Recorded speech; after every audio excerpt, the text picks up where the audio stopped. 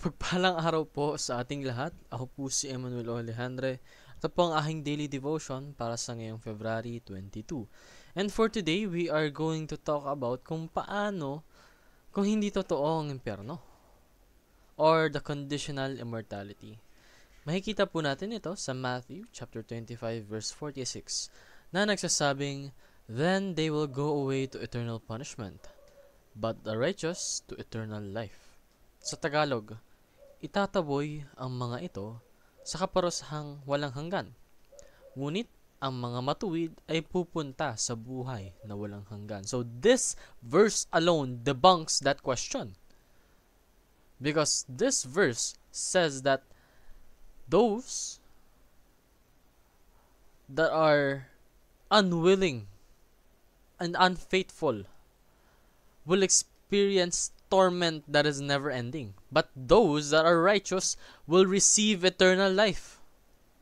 And that in it of itself is proof.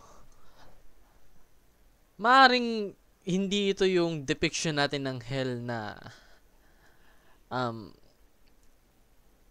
popular.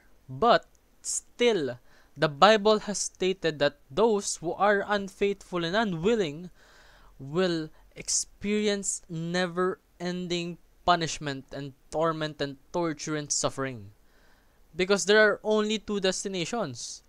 There is bliss or torment.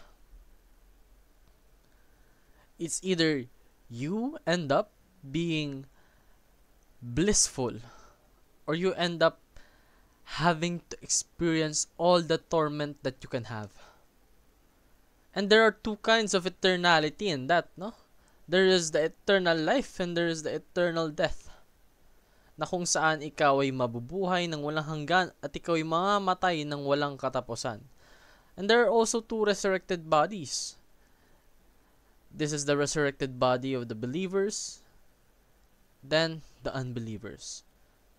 So what does this mean? This means that as a Christian, as a faithful believer of God, you should prepare for the worst. Pray for the lost and preach at all costs. This means that it is your duty, it is your responsibility to impart your knowledge of God to others so that they also may be saved. You should preach, and in preaching, you should pray for them. Because they are uninformed and they need to be educated. Yun lamang po ang aking daily devotion. Maraming salamat sa pakikinig. Pagpalain po tayong lahat and let us all give glory to God.